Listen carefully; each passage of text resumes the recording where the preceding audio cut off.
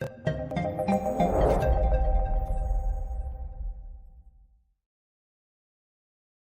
is QLM Business News. Let's take a look at today's top stories. Labour calls for fundamental welfare changes to empower the disabled. Labour MPs have called on the government to support long-term sick and disabled individuals in returning to work, arguing that it is a moral duty to help those who are capable of working.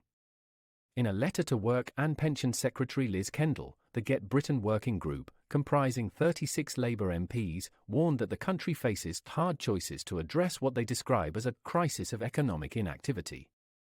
The letter, which comes ahead of forthcoming welfare reforms intended to reduce the benefits bill, emphasises that fundamental change is needed within the welfare system. While the Chancellor has already set out plans to implement several £billion in spending cuts across welfare and other government departments, critics within the party are concerned that such draconian cuts could push disabled people into poverty.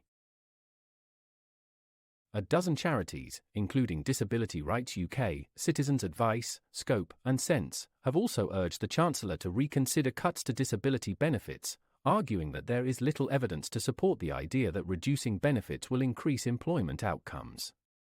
They stressed that many disabled individuals want to work if given the proper support, while for others, employment may not be appropriate.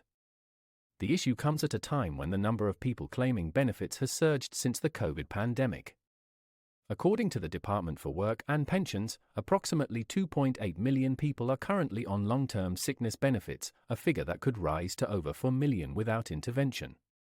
The government contends that these reforms are necessary to curb rising costs, with Cabinet Office Minister Pat McFadden recently stating that the welfare system is not fair on the taxpayer.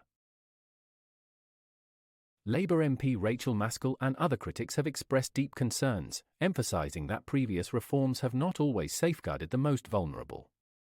With the debate over welfare reform intensifying, the government faces a challenging balancing act, reducing public expenditure while ensuring that those who need support are not left behind. This news story is presented by QLM Business News, your go-to digital media channel. Visit qlmbusinessnews.com for the latest updates, and don't forget to follow us on Facebook, X, and YouTube. Support us by liking, sharing, and subscribing to help us bring you more stories like this.